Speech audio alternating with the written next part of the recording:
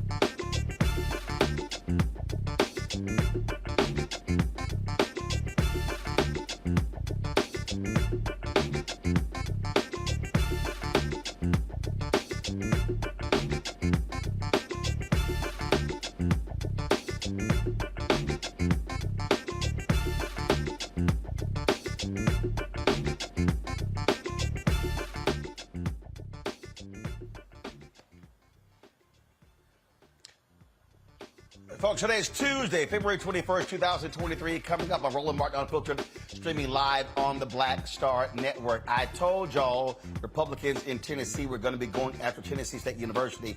We'll talk to a state official, state representative, wrote a letter quashing these concerns regarding a state takeover Tennessee State. But what's going on in Tennessee in that HBCU? We'll talk about it. A new Intuit study reveals that disparities that black entrepreneurs face when trying to start a business are real. No shit, really? We knew that.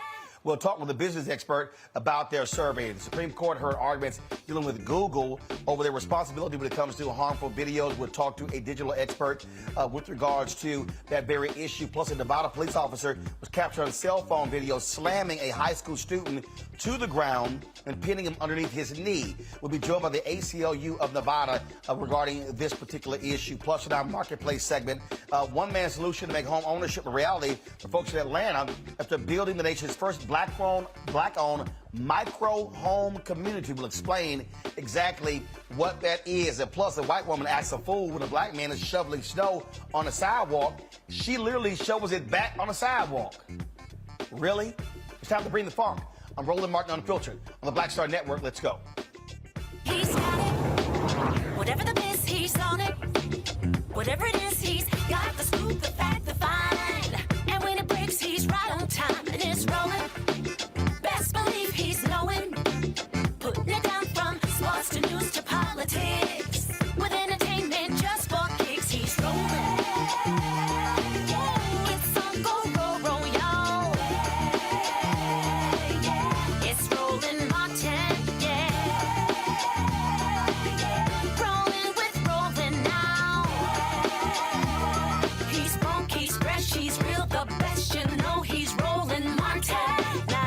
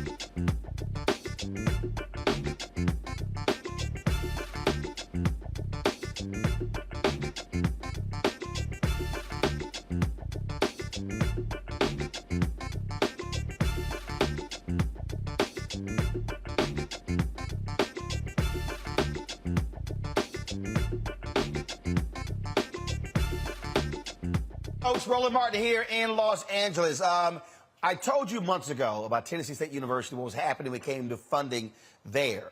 One of the issues that the state determined, they were owed some more than $500 million. But Tennessee, the state of Tennessee, is only giving them $250 million. But also there are some restrictions as to how they can actually spend the money. Now a number of people on social media talking about how Tennessee wants to take over Tennessee State University, want to remove the independent governance of the university and put them under the Tennessee Board of Regents. Well, is that true or not? Joining us right now is a state rep in Tennessee who has written a letter dealing with this very issue. Harold Love Jr., Representative Love, how you doing? Doing well. Thank you for having me on the show. Okay, so let's walk through this here. Is the state of Tennessee trying to remove the independent governance of Tennessee State and move them under the Tennessee Board of Regents? No, the Board of Regents was the former governing system for Tennessee State University and other universities in Tennessee. And at one point, we passed what's called the Focus Act, which allowed every university to then have its own Board of Trustees. That Board of Trustees is appointed by the governor and confirmed by the legislature. So this has been, again, I'm sorry, go ahead. No, I'm saying, so every university has to come before our government operations committee, and the Board of Trustees are asked a series of questions pertaining to the operations of the university. So Tennessee State was supposed to come up last summer because their board is supposed to automatically sunset in 2023 if something's not done, as every university is always given a chance to, again, have their board to come before the Government Operations Committee and list out what they've done to help that particular university operate.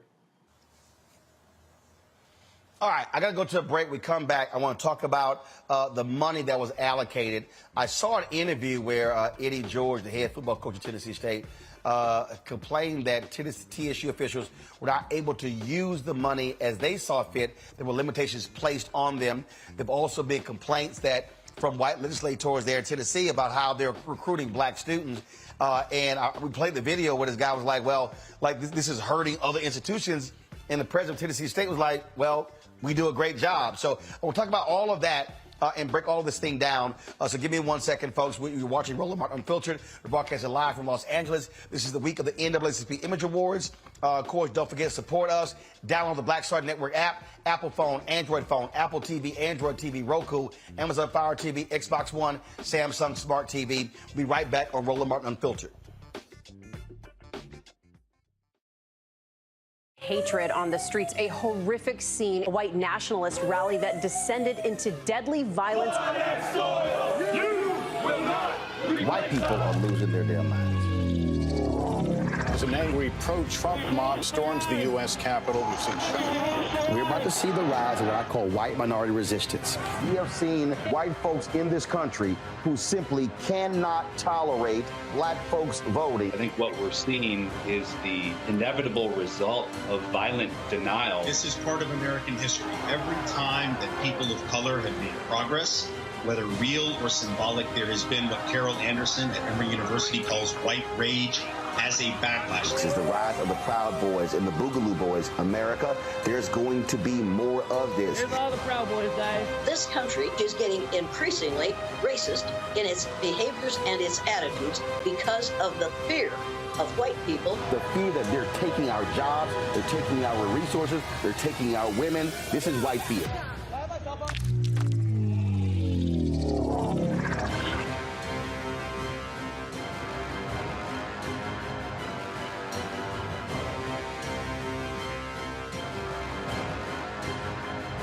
On a next, A Balanced Life with me, Dr. Jackie, a relationship that we have to have. We're often afraid of it and don't like to talk about it. That's right, we're talking about our relationship with money.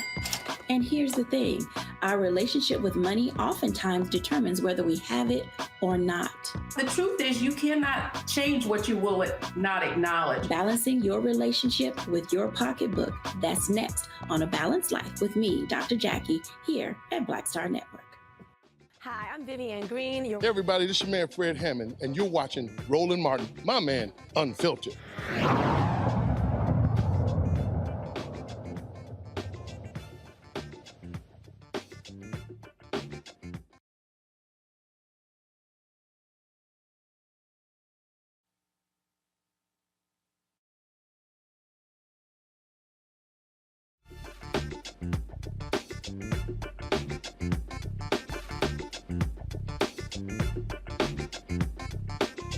We're back here in Los Angeles. We're talking with State Representative Harold Love Jr. from Tennessee. Representative Love, you wrote in this letter, you said the $250 million for building repairs and construction that was put in the budget January 2022 was made available to TSU on July 1st, 2022, when the new fiscal year started.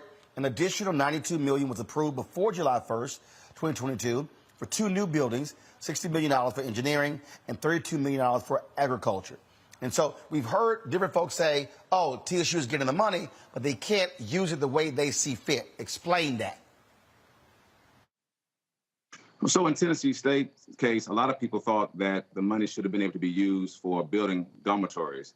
And in Tennessee, the legislature does not allocate money for what we call revenue-generating buildings. That would be dormitories, that would be also stadiums.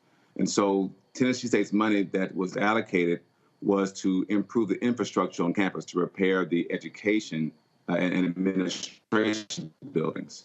And that's the limitation that's placed on that.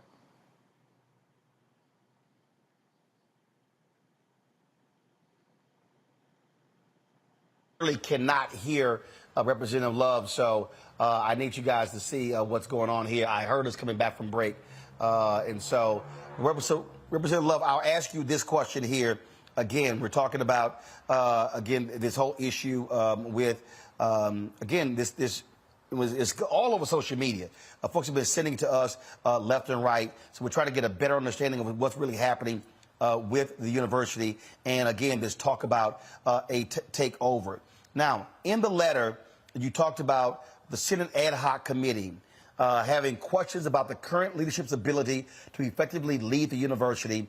The Comptroller's Office interviewed students, faculty, and staff to gain a better understanding of complaints they received from parents and students. The committee will review the report at a hearing on February 23rd. So before we get to the complaints, so apparently there were people who were suggesting that there was going to be a vote on February 23rd to take Tennessee State and put them under the Tennessee Board of Regents. You say that is not correct, right? Correct. The Senate Ad Hoc Committee that's meeting on the 23rd does not have the ability to make that particular vote. That's vested in the power of the Government Operations Committee, which is meeting the 27th of February.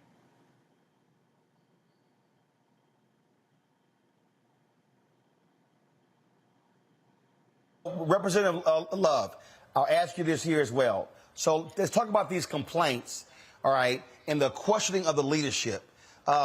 Look, there are always complaints. One of the issues that Tennessee State has dealt with is that the rapid increase in enrollment had a housing issue. So we're talking about these complaints. What are you hearing? Are people suggesting that Dr. Glenda Glover should not be president? So talk about this, these complaints, and this what this committee is going to then provide in this report, or the comptroller is going to provide. Right. So the comptroller's office has a department called the HERO office, Higher Education Resource Officer. And that particular office is designed to have persons who have issues or concerns about our universities to be able to call them and to be able to list out those things that they have concerns about. That would allow the comptroller's office to go and investigate if the complaints are warranted. And so in this particular instance, when we had students calling and emailing about the lack of housing and also about some scholarships not being fulfilled, the comptroller's office then went and interviewed students and faculty and administration, and they are putting their report together, which will come out, I believe, tomorrow, and this will detail the responses to those questions they had. The Senate Ad Hoc Committee also wanted the comptroller's office to give them information about what they discovered in those same interviews. All right, last question for you, Representative Love. Again, when it comes to what is next, the state report said that Tennessee State was owed $500 million. They did $250 million. When is Tennessee State going to get the other $250 million? So the initial $250 million that eventually became $350 million was designed to repair the infrastructure of the university. That includes, again, all the education buildings and possibly build, again, new library, new engineering building, new agriculture building. The design is to have those buildings repaired so that when you increase programs with additional funds, you will then have a proper place to house those programs. What you don't want to do is start increasing access to your chemistry program and you don't have the adequate labs to have the chemistry students do their work in them. You don't want to expand other programs and not have the facilities for that. Let me commend Dr. Glover on this. She is trying to take Tennessee State from a Research 2 to a Research 1 institution, and the extra dollars, the additional money, could primarily be used to do that, to hire more professors, again, to expand the programs at the university. But first, you must have the facilities to be repaired. Tennessee State is in need of approximately $344 million worth of infrastructure repairs, and this $250 million goes a long way. There's no plan for Tennessee State to be taken over, to be under the Tennessee Board of Regents, correct? That's correct. There are options listed, I believe, in the report that will include improving communication between the board and the president. But the Board of Regents is not designed to run a four-year institution. They did in previous years. They are designed to help institutions like Tennessee State, as they currently do with our capital maintenance. But there's an opportunity there for the Board of Regents to provide assistance to Tennessee State should they need assistance. And if the board is vacated and replaced with new members, there's also an opportunity for the Board of Regents to provide guidance.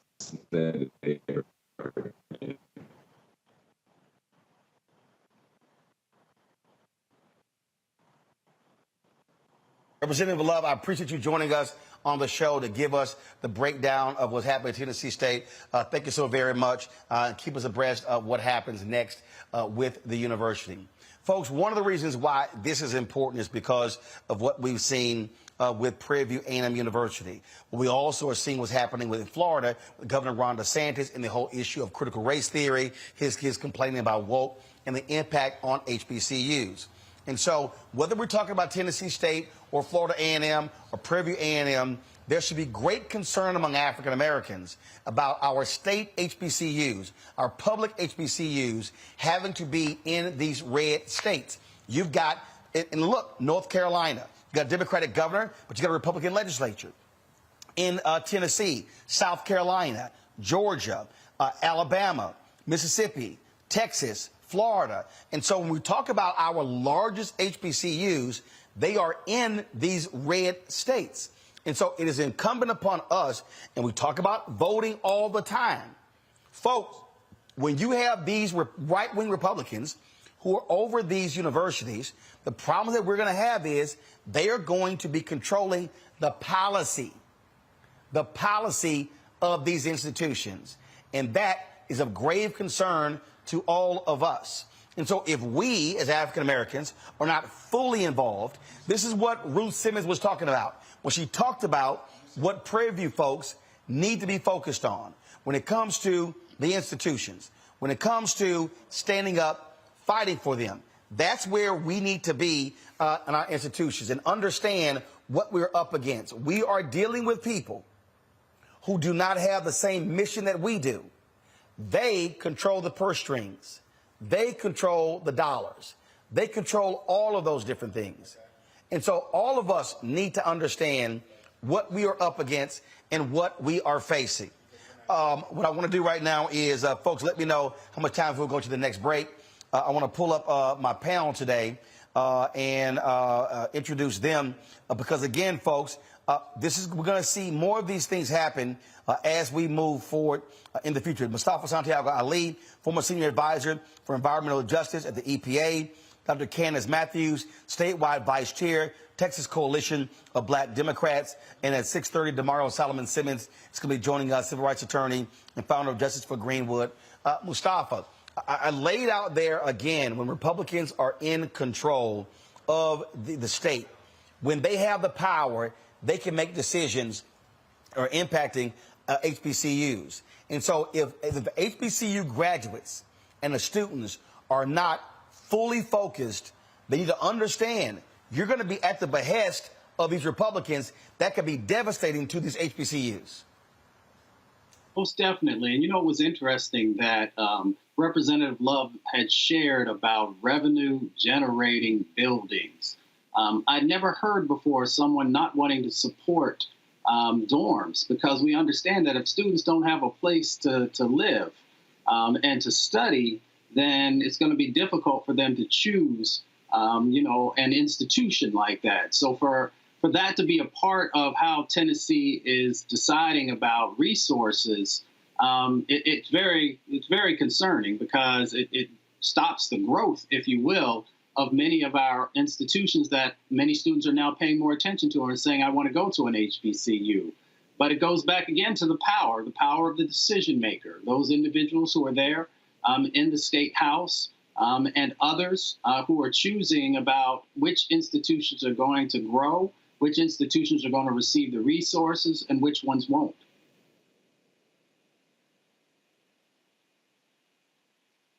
This, when we talk about, again, who controls, I talk all the times about leverage, influence, power. Those who control the purse strings, they have the power.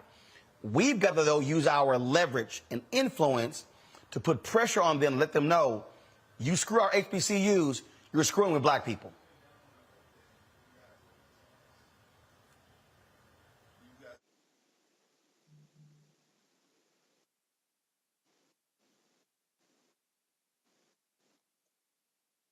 Oh, I'm sorry. You know what, Roland? Can you hear me, sir? Okay. I am in complete agreement to that statement, because you got to keep in mind, we are here in Texas, the battleground state, the state where you have a lot of racism, a lot of systemic racism. And then let's just look at it, because I am HBCU, Texas Southern University. And I'm very familiar with Prairie View A&M, because that's right down the street from my house. And so basically Prairie View is pretty much like the sister school for the Texas A&M University, right? So with Dr. Simmons, they were more or less like, okay, you know what? You can just hold this position just as a position, but you don't have any control. See, we have to let them know that you're not going to do that to none of our HBCUs, because if not, then this is what happens when you have the master puppet master that's going to control everything, and then 9 times out of 10 we'll try to make HBCUs obsolete.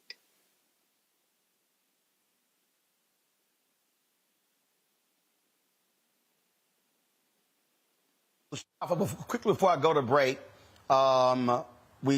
you've got, of course, elections coming up. You've got the presidential election. But I keep telling folks, like in Virginia, every seat is up. We have got to be focused and locked on state races. There are opportunities to control the different houses. And one of the reasons why you see with gerrymandering, of course, but you also see what is happening in these other places, is that we are not in full control of our voting power. As long as we're voting 30, 35, 40%, we're not maximizing our power. If we're voting at 70, 75%, we could be changing what's happening in a lot of these states. They are banking on us not showing up. Yeah, without a doubt. We know that there's power that's associated with our vote. Resources are tied to our vote. And in the conversation we're having here now about the supporting of our academic institutions. So you got to get engaged. You got to hold people accountable. When people are on the campaign trail, you should be raising the questions to them about where do you stand on support for HBCUs, and actually hear what they have to say, and then hold them accountable, both Democrats and Republicans and independents, if that's what's going on in your respective states. Because if we don't utilize our vote in this moment, then we will lose our institutions. And Roland, this is how I know it's true. Because in West Virginia, at one time, you had 5 HBCUs. And now what you have is West Virginia State, which is still labeled as an HBCU. But the dynamics have changed there. Not saying that it's not still a good educational institution, but it is so easy to end up losing our schools right now. We'll come back more on Roland Martin Unfiltered right here on the Black. So 1 second. We'll be right back. We got to pay some bills. We'll be right back on the Black Star Network, live from Los Angeles. This is NAACP Image Awards Week. And don't forget, folks, support us in what we do. Download our app, Apple phone, Android phone, Apple TV, Android TV, Roku, Amazon Fire TV, Xbox One, Samsung Smart TV. You can now watch us on Amazon News. You go to Amazon Fire, click Amazon News. The other networks are there. You can watch us as well. And we've got some great announcements coming up with some new platforms. You'll see our 24/7 streaming channel on as well. We'll be right back. When you talk about blackness and what happens in black culture, we're about covering these things that matter to us, speaking to our issues and concerns. This is a genuine people-powered movement. There's a lot of stuff that we're not getting. You get it, and you spread the word. We wish to plead our own cause. Too long have others spoken for us. We cannot tell our own story if we can't pay for it. This is about covering us. Invest in black-owned media. Your dollars matter. We don't have to keep asking them to cover our stuff. So please support us in what we do, folks. We want to hit 2,000 people, $50 this month, raise $100,000. We're behind 100,000, so we want to hit that. Your money makes this possible. Checks and money orders go to P.O. Box 57196, Washington, D.C. 20037-0196. The Cash App is $RM Unfiltered. PayPal is R Martin Unfiltered. Venmo is RM Unfiltered. Zelle is RolandSMartin.com. Most people think that these television shows that tell stories about who we are as black men, and then they paint these monolithic portraits of us. They think that they're being painted by white people. And I got to tell you, there are a whole bunch of black folk that are the creators, the head writers, the directors of all of these shows, and that are still painting us as monoliths. The people don't really want to have this conversation. No, they don't.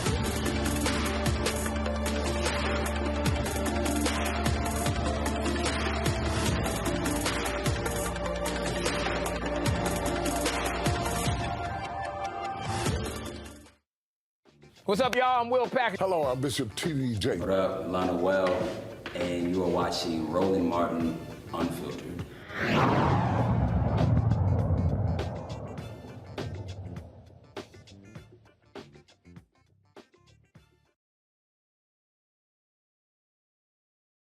Music.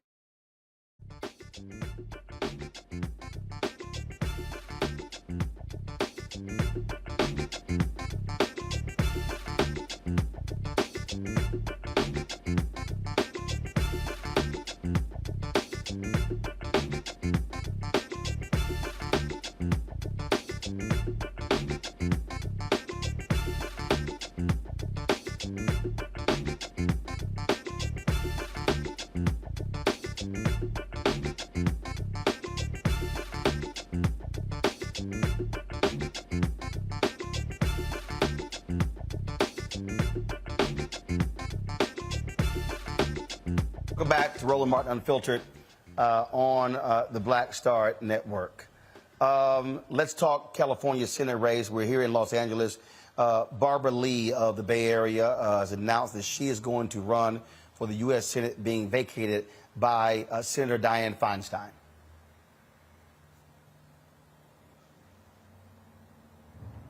No one is rolling out the welcome mat, especially for someone like me. I was the girl they didn't allow in, who couldn't drink from the water fountain, who had an abortion in a back alley when they all were illegal. I escaped a violent marriage, became a single mom, a homeless mom, a mom who couldn't afford childcare and brought her kids to class with her. They didn't want to hear my voice or anyone who wasn't like them, but by the grace of God, I didn't let that stop me.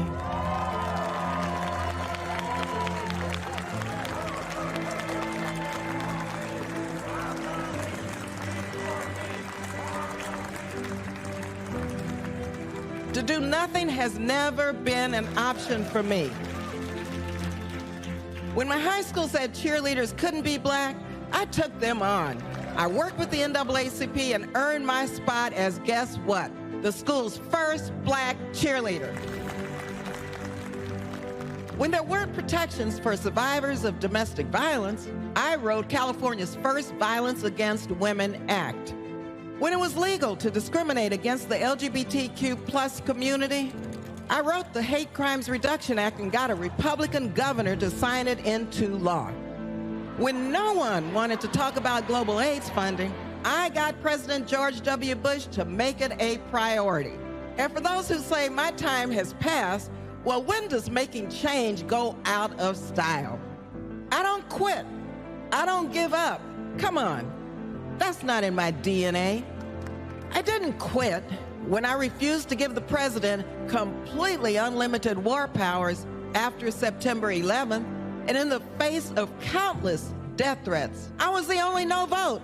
I didn't quit then, and I won't quit now. We have to ease the burden on the middle class.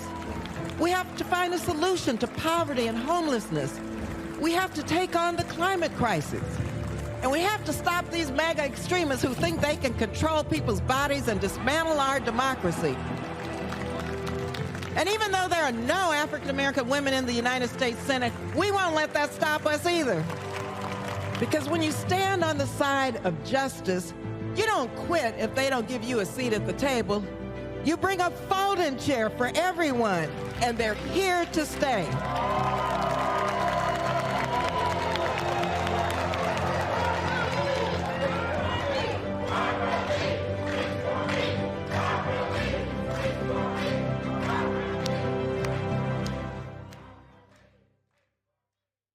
All right, folks, now understand Representative Katie Porter has already announced that she is running.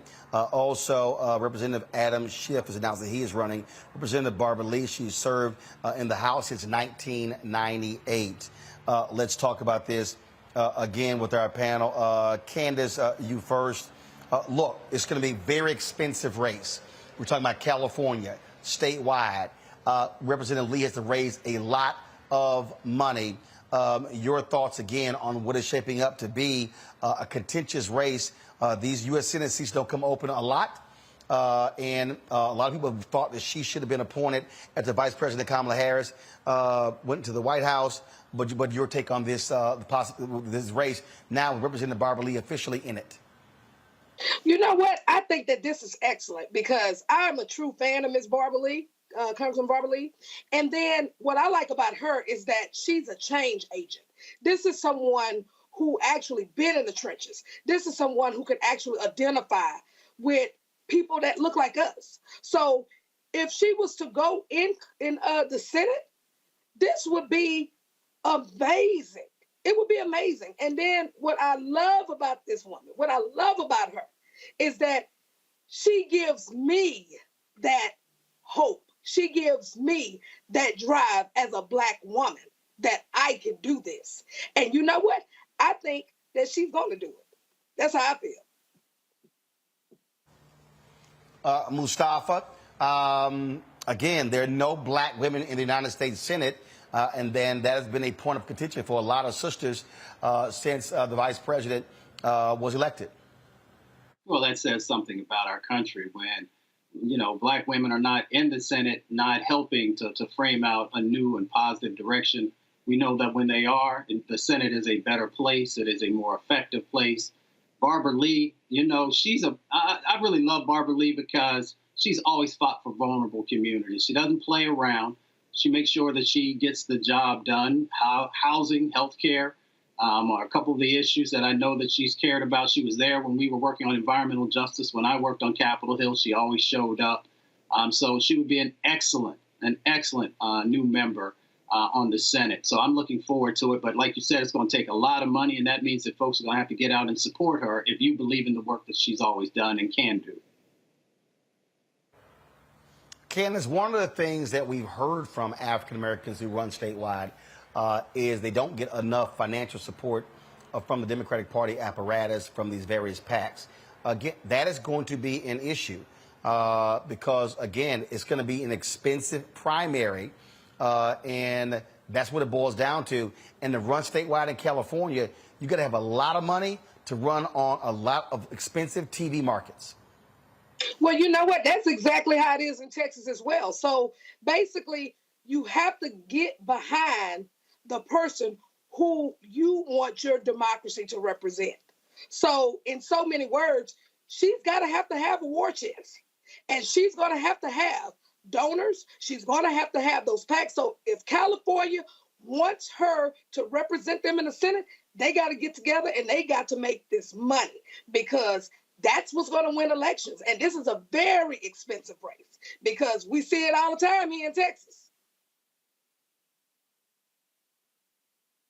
That right there, Mustafa, again, money, money, money. And so Democrats will be duking it out. But it's interesting, though, how do you see this race in terms of, okay, who you're appealing to? And so who can out progressives? Well, nobody's going to out-progress Barbara Lee. She's always been out there on the front lines on some of the most important issues. I remember when she stood up, against us going to war. When the other folks kind of got some pressure and shrunk to the background, if you will. But when we're talking about money, Barbara Lee going to make sure that both the barbershops and the beauty salons and those folks are actually activated and are out supporting her. But we also got a whole lot of folks there in that big industry that we call Hollywood, who are also going to have to make some decisions. So if you say that you want to support the changes that are necessary in our country, then those actors and actresses and producers and editors, then you're going to have to make sure that you're also putting your dollars where your words are. So that's another pot of money that folks will be vying for. And, she should be one of the top candidates that folks are wanting to support in a financial way.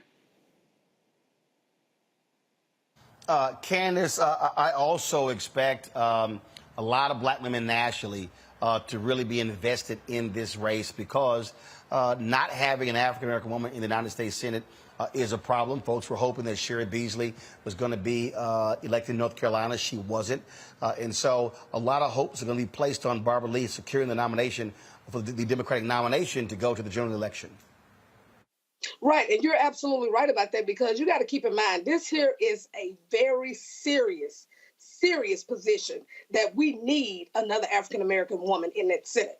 So they have to strategize, they have to be able to galvanize, and then at the end of the day, it boils down to, you have to have the war chest. You have to have it, because if not, then it's going to be an issue. And then by her being in California, just like Brother said, you have all of these actors, celebrities, and things like that. So you need to get behind her. You need to put your money as to what you want your democracy to look like. And that's my take on it. Absolutely. And so I think, folks, what we are seeing is going to be a very, very, very difficult race. Of course, Senator Barbara Lee, she had tweeted, "Today, I'm proud to announce my candidacy for U.S. Senate. I've never backed down from doing what's right, and I never will. Californians deserve a strong, progressive leader who has delivered real change." And so, like I said, she currently serves on the U.S. House Budget and Appropriations Committee. That's always important when you talk about states. It's always about who has the money and who can access the money. And so that's what's happening there. All right, folks. Lot more news to talk about. We're going to discuss this Intuit study dealing with black businesses. Also talk about a Supreme Court hearing a case dealing with Google as well. So a lot to unpack. Don't forget to support us in what we do. Join our Bring the Funk fan club. Every dollar you give goes to support what we do. Check in money order. Go to P.O. Box 57196, Washington, D.C. 20037-0196. Cash App, $RM Unfiltered. PayPal, R Martin Unfiltered. Venmo is RM Unfiltered. Zelle, Roland at RolandSMartin.com. Roland at RolandMartinUnfiltered.com. Don't forget to get a copy of my book, White Fear, How the Browning of America is Making White Folks Lose Their Minds. Available at all bookstores. Download a copy on Audible as well. We'll be right back. Next on Get Wealthy with me, Deborah Owens, America's Wealth Coach. Listen to this. Women of color are starting 90% of the businesses in this country. That's the good news. The bad news, as a rule, we're not making nearly as much as everyone else. But joining us on the next Get Wealthy episode is Betty Hines. She's a business strategist, and she's showing women how to elevate other women. I don't like to say this openly, but we're getting better at it. Women struggle with collaborating with each other. And for that reason, one of the things that I demonstrate in the sessions that I have is that you can go further together if you collaborate. That's right here on Get Wealthy, only on Black Star Network. Next on the Black Table with me, Greg Carr. An hour of living history with Dr. Richard Mariba Kelsey, thinker, builder, author, and one of the most important and impactful elders in the African American community. He reflects on his full and rich life and shares his incomparable wisdom about our past, present, and future. African genius is saying that my uncle was a genius, my brother was a genius, my neighbor was a genius. I think we ought to drill that in ourselves and move ahead rather than believing that I got it. That's next on the Black Table, here on the Black Star Network. We're all impacted by the culture, whether we know it or not. From politics to music and entertainment, it's a huge part of our lives, and we're going to talk about it every day right here on The Culture with me, Faraji Muhammad, only on the Black Star Network.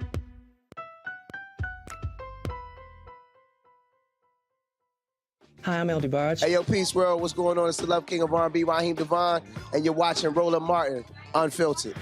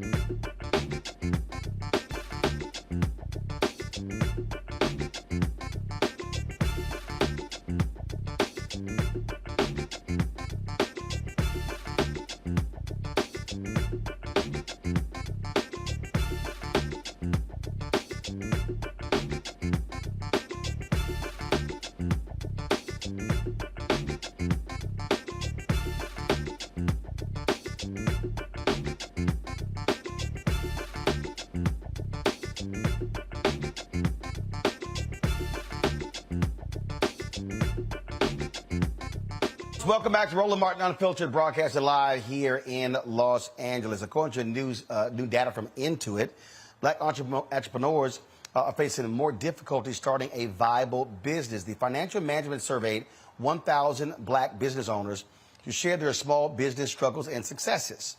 The survey revealed, on average, it costs approximately $21,000 to start a business, compared to $16,000 bucks. 57% said. 57% said that they were denied bank loans at least once. 34%. Well, first of all, I don't understand. I'm assuming that when it comes to starting the business, that's black to white. The graphic should say that. I don't know what it costs approximately 21 grand to start their business compared to 16,000 of what? So guys, get the graphic right. 34% report being denied a bank loan more than once, twice the amount.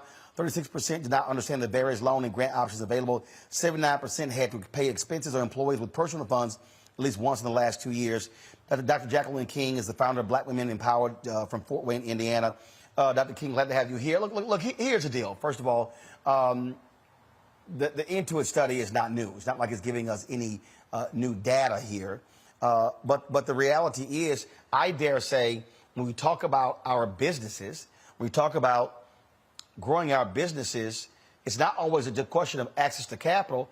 It's also access to contracts, being able to grow that way. That also is critically important. Absolutely, you're correct. And you know, First of all, I want to say congratulations to Barbara Lee. That's amazing news. But yeah, so even down to the ARPA funds, which I'm sure you're familiar with, that I mean, when you go there, and it's supposed to be for unprivileged communities or low-income communities, but the local cities are doing what they want to with the money. A lot, I'm hearing it. I have a Linda Gray who works with me in my nonprofit. She's hearing it over and over, and the funds are just not coming to the people who it's supposed to be for. So it's not just the bank loans. This is the way the local communities are governing as well. So if we're talking about, and I think you see efforts in Congress trying to make some changes to that, and look, what has to happen is the pressure has to be put on these banks because, again, when we're locked out of contracts and we're locked out of resources, you can't grow, you can't build, you have no capacity. That is absolutely. So we can unify. That's the biggest thing. And I love what I heard someone say just a few minutes ago. I think it was you, collaboration. If we don't come together and make decisions as a group, we're not going to patronize your bank because you don't give money to the Black communities. We're never gonna overcome this obstacle. March 1st, I'm going to be doing a 2-hour show dealing with the lack of contracts and how we're getting frozen out by these companies and these ad agencies and breaking it down in a very specific way. And that's what it boils down to. I was talking to somebody and I said, look, I said, our business, I said, we're profitable. We're in the black. I'm not trying to run out and raise investor money or trying to, I don't want a bank loan because we can pay our bills. What we need are contracts. And so what's happening is we're in a perfect position, but we get screwed by these folks. And that's also what's happening. When we're frozen out of the deal flow, then we're not able to truly grow. So even when you create a successful Black-owned business, if you're not getting the contracts, you can't go anywhere. Do you know, I found out when I was a commissioner in North Carolina that the way these contracts happen in many cases is that it's if I can just be real, we're unfiltered. A white man will get his wife, who is now a minority, a woman, and a minority-owned business. He will put the business in her name so she can get the contract and compete with the Black woman, the Black man. But that's how they do it. They go back door. And so, yeah, we got to come up with other solutions to get the money and the contracts. Questions. Mustafa, you first. Yeah, well, my question is, how do you think the best way for us to educate our communities on these sets of hurdles and then also bringing forward how folks have been able to navigate them and to be able to move in a positive direction? And that's what Black Women Empowered does. So we've been together for 11 years, and that's what we do. We educate on finances, how to get contracts, how to get the money through grants and loans, but really it takes us working together. I can't emphasize enough collaboration, and that's where we struggle. We struggle coming together and saying, okay, if we can get this contract together, we have a better chance. 5, 10 of us apply for the contract together, not one individual. So it's really education and believing that we can come together and working on coming together to get the contracts. Candace. Okay, so I'm a business owner here in Houston, Texas, and I also have a business in Beaumont. I own a foster adoption agency. And so what we get contracts that's directly from the state and also the federal government. And so what I have uncovered when it comes to dealing with the disparities is that systemic racism raises ugly head in this process. And so what they do, I didn't caught them to where they have forged compliance history, to where they trying to make minority providers to make us obsolete by finding us all of these fines to where now your business is going to go in the red. So it's a lot of factors with this, and I am very steadfast on it. So what is your take on how can we deal with this in this type of capacity? Because in my opinion, I believe in legislation, agitation, and litigation. You come over here messing with my business, I'm going to sue your behind. What is your take? And that's why we need women and men in the government that look like us. It was very disappointing that Cheryl Beasley didn't get in the Senate, but we don't even come together to support our own, let alone worrying about what the Democratic PAC is doing. We can't even come together to say, yeah, we're all going to pull and support this person. You don't have to live in the same state to support them monetarily. We can do that. Like Roland said, it's going to take a lot of money. Doesn't matter where the money is coming from. But if we want to get them elected, everybody's going to have to chip in. Well, absolutely. And I think we also we have a segment called Where's Our Money? We also got to put pressure on policymakers to understand how do they also free the contracts up. Because on the federal level, we're only getting 1.67% of all federal contracts. I'm sorry, that's unacceptable. And the deal is, if you're not getting federal contracts, you're not getting corporate contracts. So then we're always frozen and stuck making small money. I agree. But as you know, in this era, they don't really care. I mean, what kind of pressure are you talking about? They don't care what we do. This has been improved after Donald Trump. They basically said, do whatever you want to do. We're going to do what we want to do. So, I mean, I don't have the answer on how to put pressure on the government. I don't. I do. Well, please tell me. Tell me.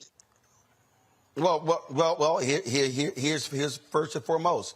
Black caucuses on the state level have got to be far more aggressive when it comes to forcing these folks to change the rules when it comes to contracts. If you, first of all, you're not breaking down an analysis of who's not getting what, then you don't know what to do. Then you can't actually impact it.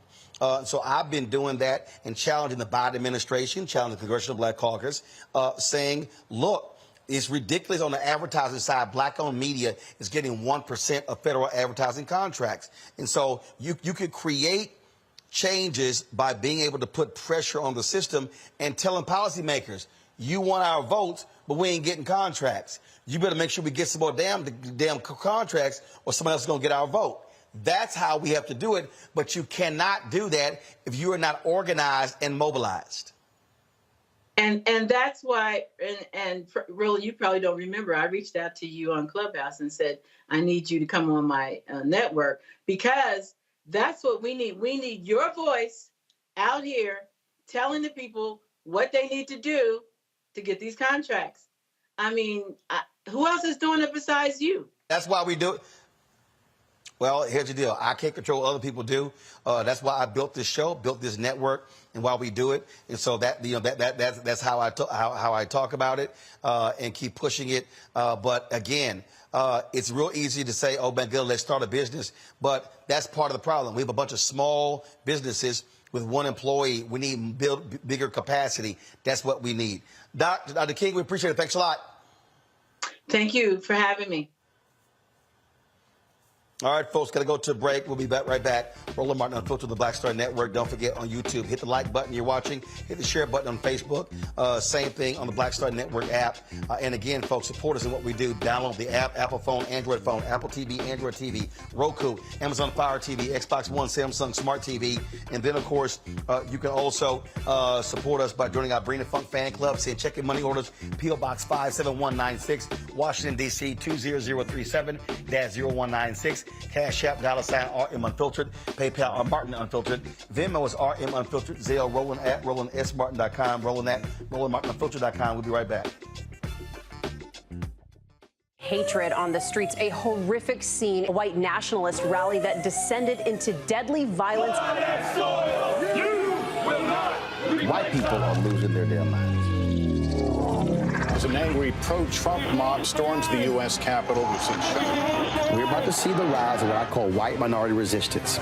We have seen white folks in this country who simply cannot tolerate black folks voting. I think what we're seeing is the inevitable result of violent denial. This is part of American history. Every time that people of color have made progress, whether real or symbolic, there has been what Carol Anderson at Emory University calls white rage as a backlash. This is the rise of the Proud Boys and the Boogaloo Boys. America, there's going to be more of this. Here's all the Proud Boys, guys. This country is getting increasingly racist in its behaviors and its attitudes because of the fear of white people. The fear that they're taking our jobs, they're taking our resources, they're taking our women. This is white fear.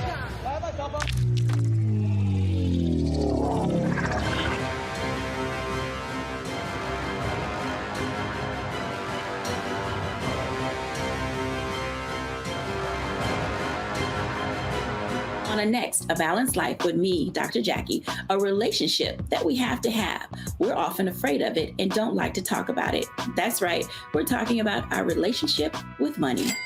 And here's the thing, our relationship with money oftentimes determines whether we have it or not. The truth is you cannot change what you will not acknowledge. Balancing your relationship with your pocketbook. That's next on A Balanced Life with me, Dr. Jackie, here at Black Star Network. Hi, I'm Gavin Houston. Hey, what's up, y'all? It's your boy Jacob Lattimore, and you're now watching Roland Martin right now.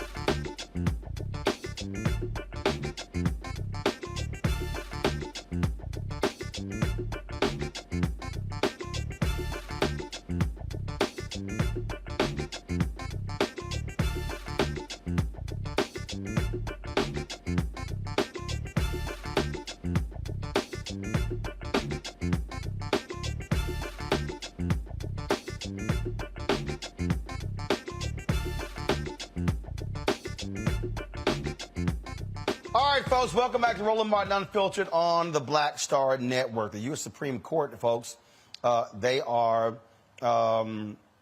looking at a case dealing with Google, relates to content.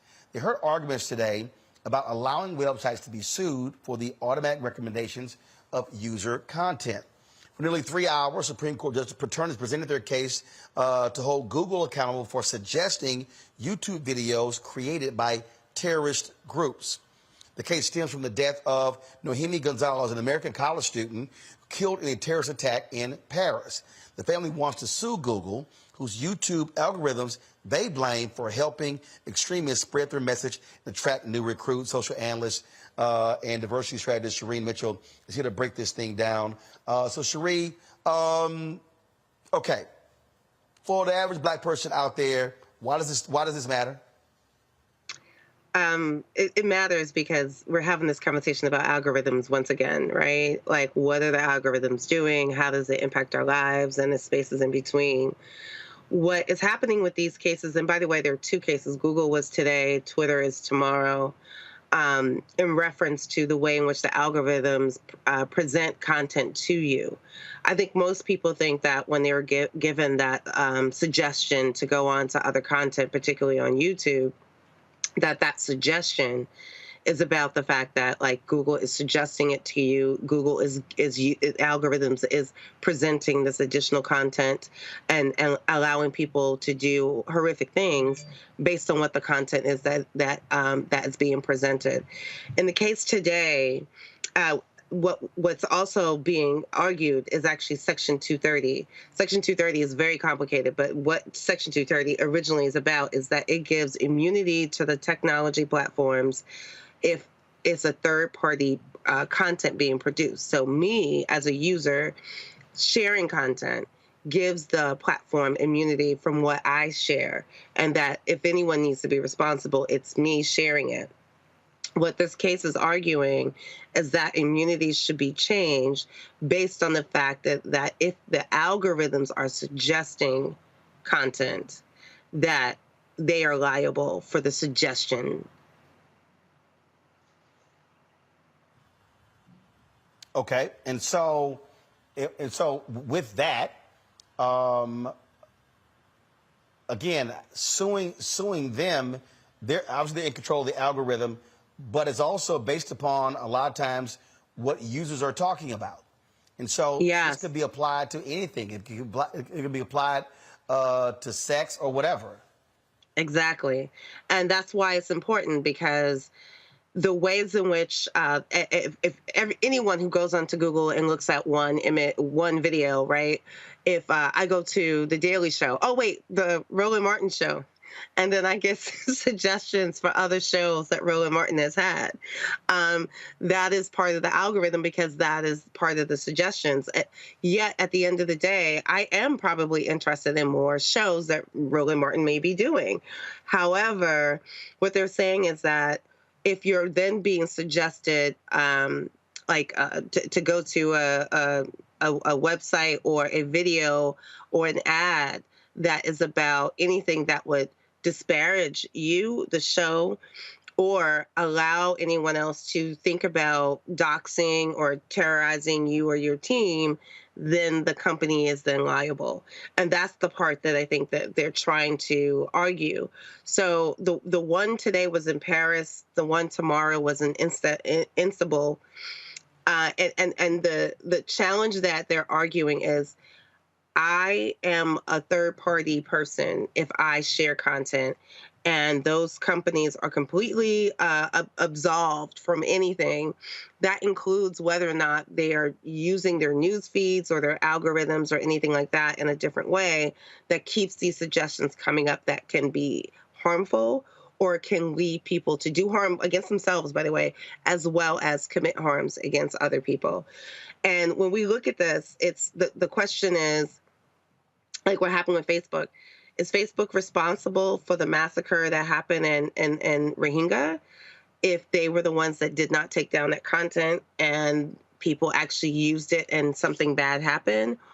Or are we asking the question that content that I'm sharing should be moderated enough that there is no harm that gets inflicted? And I think it's the moderation part, it's the Section 230 part that I think we're dancing this really fine line about, because if Section 230 is removed and these companies are accused of participating in these harms, then we're actually talking about different liability suits. We're talking about different lawsuits. The Twitter conversation tomorrow is that they are actually trying to take the Section 230 conversation a little bit further down the distance and says, but were we igniting or promoting or participating in this harm? And the company is saying, if we're not doing it, and it's the content provider, that's where it should sit, and that's where it should be the responsibility. But if we take the blame, if the tech companies now take the blame, they're worried about any possible lawsuits and other aspects. So today, I would say both sides of the justices kind of agree on how this line is being pushed a little bit too far.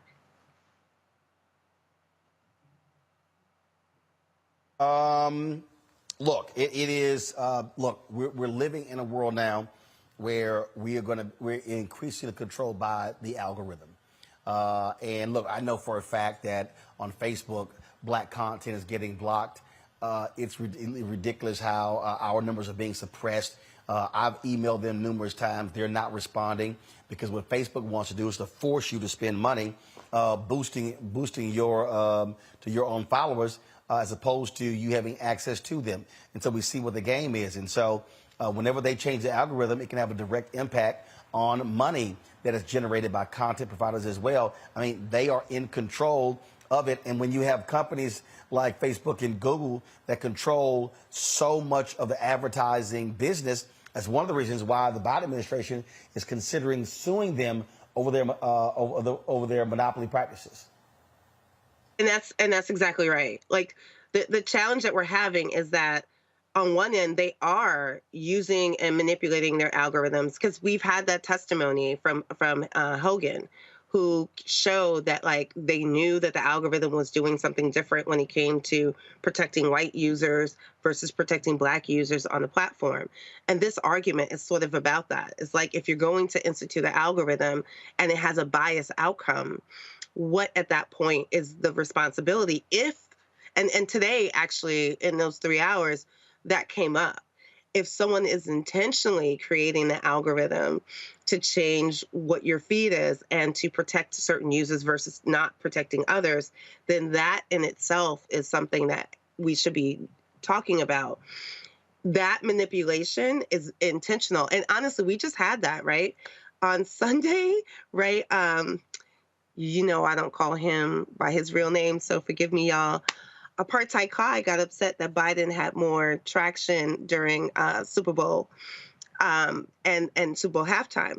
So he pulled in his staff, and someone created an algorithm so that his content was now dominant.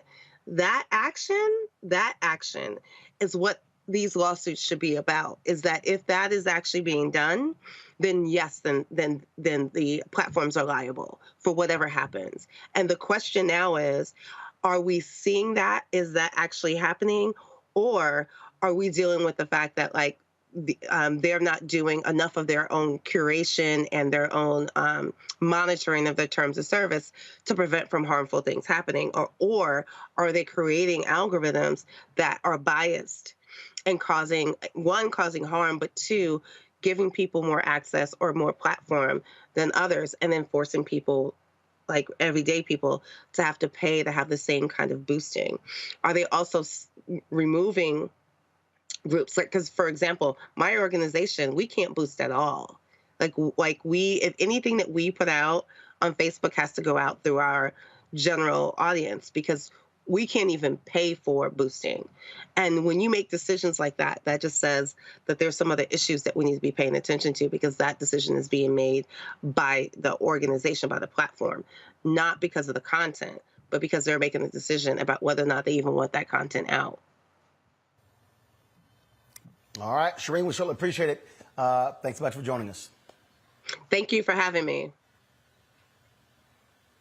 All right, folks, got to pay some bills. I'll be back on Roland Martin Unfiltered on the Black Star Network. Don't forget, support us by downloading our app, Apple phone, Android phone, Apple TV, Android TV, Roku, Amazon Fire TV, Xbox One, Samsung Smart TV. You can also support us by sending a check and money order, P.O. Box 57196, Washington, D.C., 20037-0196. Cash App, $RM Unfiltered. PayPal or Martin Unfiltered. Venmo is RM Unfiltered. Zelle is Roland@RolandSMartin.com. Roland@RolandMartinUnfiltered.com. And of course, you can get a copy of my book, White Fear: How the Browning of America is Making White Folks Lose Their Minds. Available on all platforms, including on Audible. And don't forget, we're on Amazon News. You can watch us on Amazon Fire TV. Click Amazon News. If you want to hear our content, you get Alexa. Simply say, Alexa, play the Black Star Network. We'll be right back. Next on the Black Table with me, Greg Carr. An hour of living history with Dr. Richard Mariba Kelsey, thinker, builder, author, and one of the most important and impactful elders in the African American community. He reflects on his full and rich life and shares his incomparable wisdom about our past, present, and future. African genius is saying that my uncle was a genius, my brother was a genius, my neighbor was a genius. I think we ought to drill that in ourselves and move ahead rather than believing that I got it. That's next on The Black Table, here on the Black Star Network. When you talk about blackness and what happens in black culture, we're about covering these things that matter to us, speaking to our issues and concerns. This is a genuine people-powered movement. There's a lot of stuff that we're not getting. You get it, and you spread the word. We wish to plead our own cause. Too long have others spoken for us. We cannot tell our own story if we can't pay for it. This is about covering us. Invest in black-owned media. Your dollars matter. We don't have to keep asking them to cover our stuff. So please support us in what we do, folks. We want to hit 2,000 people, $50 this month, raise $100,000. We're behind $100,000, so we want to hit that. Y'all money makes this possible. Checks and money orders go to P.O. Box 57196, Washington, D.C. 20037-0196. The Cash App is $RM Unfiltered. PayPal is R Martin Unfiltered. Venmo is RM Unfiltered. Zelle is Roland at RolandSMartin.com. Hey, I'm Donnie Simpson. What's up? I'm Lance Gross, and you're watching Roland Martin Unfiltered.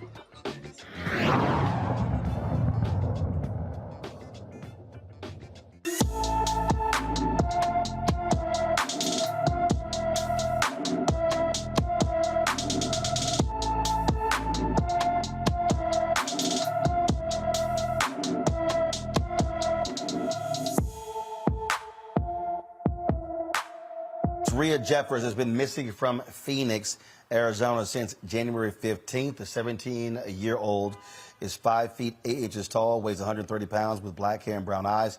Anyone with information about Rhea Jeffers is urged to call the Phoenix Police Department at 602-262-6151, 602-262-6151. Folks, one of the Arkansas officers caught violently arresting a man on video will not face charges. State-appointed Special Prosecutor Emily White says the state is not pursuing charges against Mulberry Police Officer Thale Riddle, one of the 3 officers involved in the August 22 arrest of Randall Worcester. Riddle was back at work on the force as of February 17th. The investigation into the incident remains ongoing. Former Crawford County Sheriff's deputies Levi White and Zach King are still on investigation for slamming Worcester's head on the ground while restrained. The 2 deputies have been fired and charged with civil rights violations. Florida Governor Ron DeSantis on a political tour, folks, which stops in Pennsylvania, New York, and Illinois, basically his anti-crime tour. He headlined the event called Law and Order Florida Leading the Way. Candidates for mayor denounces the visit, including Paul Vallis, who accepted the Chicago Fraternal Order of Police endorsement. Now, after leaving Illinois, DeSantis went to New York. New York City Mayor Eric Adams took shots at DeSantis, a special guest for a conservative law enforcement event. Adams offered to teach DeSantis some of the city's progressive values on Twitter. Let's go to my panel here. Look, the reality is here, DeMario.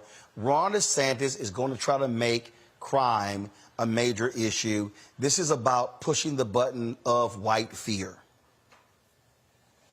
Always good to see everybody. Always, that's what white supremacists have always done. They've always tried to say crime and that something's wrong with us, and they have to bring out the police and the army and vicious vigilantes to keep us in line. So there's no question about it. But Ron DeSantis is a smarter guy than Trump. He has but he has less charisma than Trump. So it's going to be interesting to see how he gets outside of Florida and how his message plays, even though we know white supremacy and white domination always plays well to, unfortunately, the majority of white population. Mustafa, the thing here is, again, we see what's going on, and they believe, we can ride this into the White House based upon what happened in the 2022 midterm elections. Yeah, this is Ron DeSantis's White House tour. That's what he should call it, a pre-White House tour. You know, it's really interesting. Ron DeSantis didn't say anything about the folks who were breaking the law on January the 6th. He didn't say anything when President Trump was breaking the law with consistency around the clock. And there are a number of other examples of where his voice has been silent. But whenever he can highlight what, he thinks is black or brown folks, then he jumps all over that. So we know who he is. He's shown us who he is. And folks in Florida and across the country should pay attention. As Mario said, he is someone who may end up being the Republican candidate for president. So pay attention, get engaged, and speak out and push back against this foolishness that he continues to try and propagate. And Candace, look, Democrats are going to have to learn how to properly respond and not run out of fear. But you know what, Roland, let me tell you what this jackleg white supremacist over here is doing. He is doing nothing but going straight out of the Ronald Reagan playbook. That's exactly what he's doing. Because just like how you brought about the white fear, right? That's exactly what Ronald Reagan did, and that is exactly what Donald Trump did by bestowing fear in these white supremacists. You understand what I'm saying? And so when you do that, then this is what you get. This guy is one of the ones that's waging war on our cultural education. This is somebody that's waging war on our wokeness. This is somebody that is very dangerous, that don't need to be in the White House. He need to be in the doggone psychiatric hospital. Let's talk about Georgia, where a panel has recommended there are a number of people be indicted in the election fraud case. They have been looking at Donald Trump and so many others. Report was released detailing what should be done. And again, this special grand jury, Mustafa, has recommended a number of folks be prosecuted. The forewoman, Emily Coles, told the New York Times that it is not a short list of people who should be charged with crimes. Your thoughts? Well, we've known, you just have to put the facts together to sort of highlight these individuals who have been doing all kinds of nefarious things around democracy. And now, folks are pulling it forward. People are going to be held accountable, and we'll see how it all plays out. But they love to try and, put a spotlight on somebody who voted who may not have known if they were allowed to. But these are individuals who have made conscious efforts in this space to really just to hurt or destroy democracy. But they're not as concerned about democracy as they are their power. And what they're really trying to do is hold on to power, hold on to resources, and they understand that that is tied to the vote. So they get exactly what's coming to them for the things that they've done in the past. The thing here, Candace, when we look at this here, I mean, look, it's going to come down to DA Fani Willis. She's going to make the decision. And at some point, one of these DAs is going to have some guts and go after Donald Trump. Merrick Garland hasn't done it so far. The DA in Manhattan hasn't done it. The man continues to get away scot-free, never held accountable. But you know what? And that's done by design. See, this is what is important when we say the statement, election has consequences. Because when you turn around and you put people in office, you need people that's going to be in office that's not going to be afraid to make the tough decisions, that's going to put people over politics. You understand what I'm saying? And that's not what we get here. And so, in my position is this: if you tamper with my democracy, you do the crime, you do the time. And if you have all the facts, you have everything to show exactly this is what this person doing. Well, DA, what's your problem? Put them charges and let's get on with this. What you think, Roland? DeMario, somebody has to have some courage to lead. Otherwise, listen, the man knows no bottom. So he's going to keep doing whatever hell he wants. If I keep getting away with it, that's like saying, hey, we're never going to hold you accountable for robbing a bank.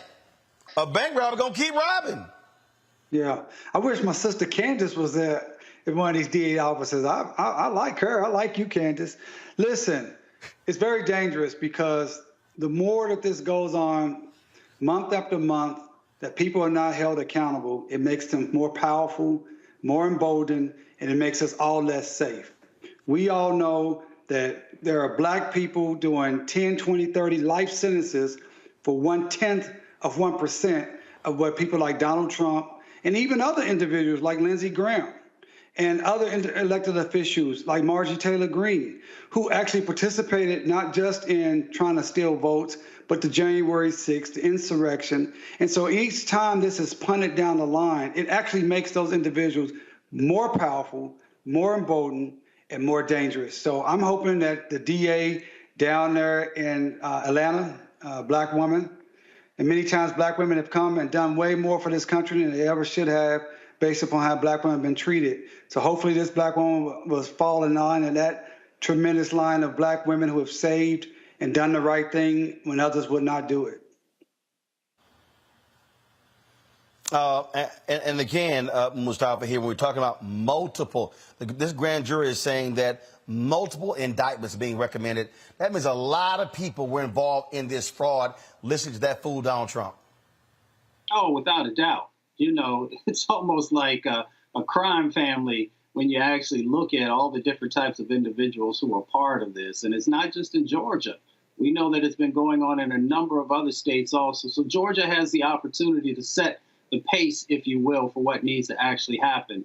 And then hopefully it will, ensure that others won't follow down this path again and try and destroy democracy and actually try and take away, black and brown folks when they show up at the polls in high numbers, our opportunity to make sure that democracy is working for everyone. Again, so we're looking at all of this. That is going on. And I tell you, Candace, all across the country, you got elections next year. And at some point, the D is going to have some courage. Because I'm sick of hearing, how is his supporters going to respond? I thought the sign above the Supreme Court says equal justice under law. You know what, Roland? Let me tell you something.